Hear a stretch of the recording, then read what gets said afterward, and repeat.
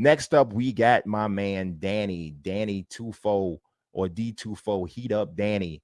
He says, "Hey Brian, I was wondering what your perspective is on the whole my team situation in NBA 2K. I believe it was incredibly more enjoyable back then, especially in 2K16 and 17. I also want to know what you think of 2K's ignorance toward improving pro-am. Thanks." Um, let's go. I'm gonna go to the first part first, right? So as far as my team, I probably played my team less this year than I have in I can't remember how long. Um, there's a lot of it I like. There's a lot of things. My team is like politics to me in a sense, right? You know how when you're trying to decide what politician or what candidate you're going to vote for or you're going to support, you gotta have to you say like I'm not gonna like everything about none of them, right? Every one of them gonna have something about them that I don't particularly dig, but the one I'm gonna go with is the one that has the least amount of things that I can't stand, or the ones that don't have something completely egregiously wrong that I'm like I just can't get behind that, right? So I might agree with two or three things that they say, but there's one thing they got that's so crazy bogus to me I just can't get with it, right? That's kind of how my team is for me. Like I want to support it, I want to play it, and every mode I look at like this.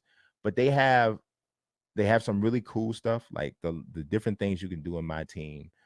What is that called? Ascension is really dope. Just the overall building card or building teams and collections is pretty dope. Visually, it's pretty exciting. The way triple threat looks and the different courts and stuff looks. It's pretty cool, right?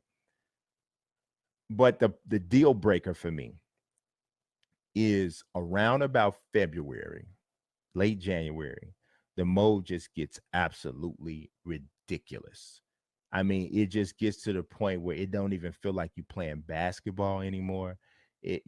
All of these ridiculous super cards that are all out here that are they're not even versions, they're not even they're not even logical, even in a fantasy standpoint. They're not even logical versions of the cards that they're supposed to be. I feel like it would make more sense to me if they weren't even using real players. Because why put Shaq's picture on the cover of a card that is so not Shaq that it don't even matter, right? And that ends up how I feel about so much of it. Now, there are two modes that if they had these two modes in them, I feel like it wouldn't bother me, right? So if they had a salary cap mode, because to me the salary cap mode would kind of curve some of the ridiculousness, because it's like, okay, you got these super duper characters or whatever, super duper players on your team. But the way the salary cap works, you can only have two or three of those guys. The rest of them, you actually have to build a team around people with skills and sets and that sort of thing. That right there would be really awesome to me because it's almost like it's chess pieces into us, and you still have to incorporate some level of team building. The way my team is now, there's no team building. You just get as many dark matters or galaxy opals or whatever that you can get, and that's just it. And then those people who have a team that is even in that category, then now it comes down to which one of you guys is better at this particular 2K system. But there's no real team building, so it kind of kills it to me around January. And I just refuse to allow myself to get invested in it from September to January, knowing that around that time I was just gonna be like, this is crazy anyway, right? So salary cap is one. The next one is a draft mode. Every other collector mode pretty much has a draft mode. Diamond Dynasty has a really nice one. Madden still to me has the best one with draft champions or mud champions or whatever they call it. I don't really like mud either, but that's a whole nother story. But a lot of it is for the same reasons that my team turns me off. Um, yeah, and a draft mode again brings in some structure to it, right? I'm not saying you should take unlimited out, right? I'm not saying that I believe that every collector mode should have some version of unlimited, right? So this is where you just go if you just want to put your best team, everything that you've collected, just put that out there, go, and y'all just play. I think that definitely should be a mode that is available. But I also think that there should be a mode available where there is some piece of of a structure and team building. And to me, there it just isn't one at all in my team. And that's why I really don't play it at all. So that's my thing on my team. As far as you were saying their ignorance toward improving pro-am. Ignorance, I agree with that. I'm fresh on you. That was a really good statement. Here you said that my team limited should be all week long. I 100% agree. I actually told 2K that when they introduced it to me before the game came out. I was like, why is it only on the weekend? I'm like, this should be like all week long. That would be so dope.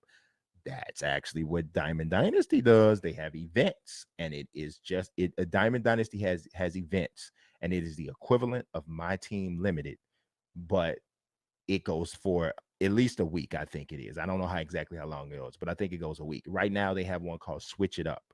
Everybody on your team has to be a switch hitter. Dude, how dope is that? That's awesome. Can you imagine if my team had an event that lasts a week that was the 6-6 and under league, so nobody on your team could be over 6-6, or lefties only, or something to that effect, or um, North Carolina, everybody on your team had to come from a North Carolina school, or how about no college?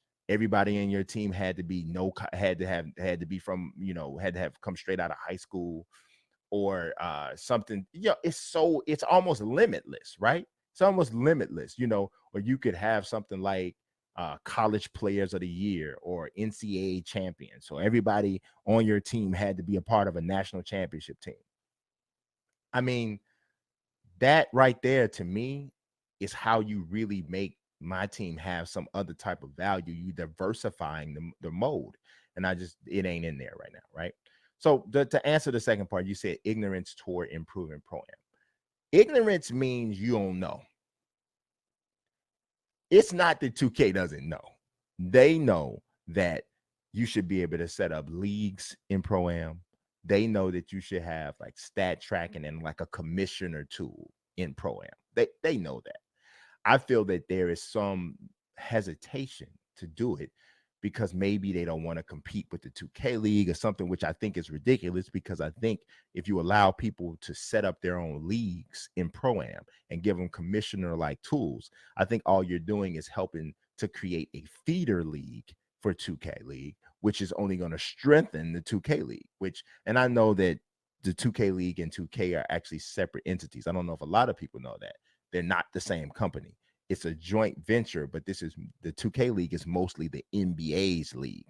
So it's kind of like 2K is supplying the game, but they're not managing or working the league afterwards. After they have provided the build that they're going to provide, and maybe whatever a number of maintenance sort of meetings or whatever that take place through the season or through the year. Beyond that, 2K doesn't really do anything at all with the game itself.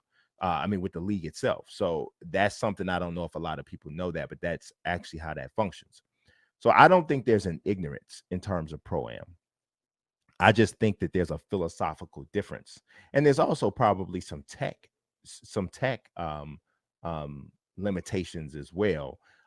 Nobody has to tell anybody about server issues that 2K has had. I mean, we know that that's been a thing um, for forever. It's just it is what it is. I mean, Jason Marshall just said that they needed to pay more attention to the community. I actually don't think that that's true. I think they pay a lot of attention to the community. I actually think they pay sometimes too much attention to the community, because they make some knee-jerk reactions based off of some rather irrational complaints sometimes that come from people who are more mad that they lost than that there's a problem with the game. And then sometimes there is a problem with the game, but what gets tended to, the irrational complaint or the logical thing that says there's something wrong with this needs to be fixed, right? So I don't know which one that is. But I do know that they pay a lot of attention to the community. That I think is a misconception, that they don't listen to the community.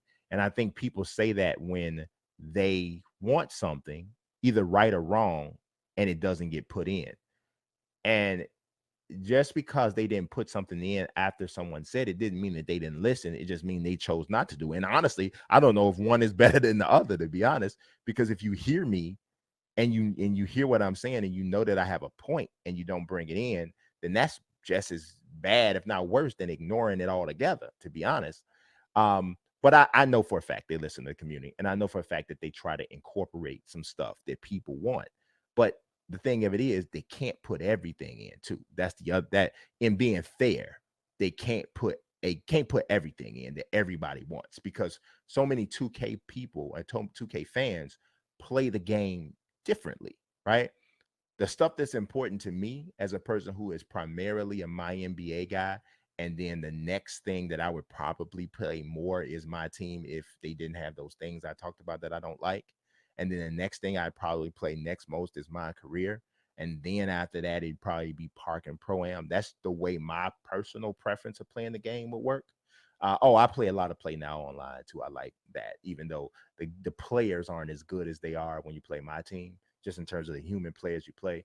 I can win 17, 18 games in a row on Play Now Online. But that's because I cut my teeth playing my team a lot. And if you go from my team to Play Now Online, you'll find that it's easier.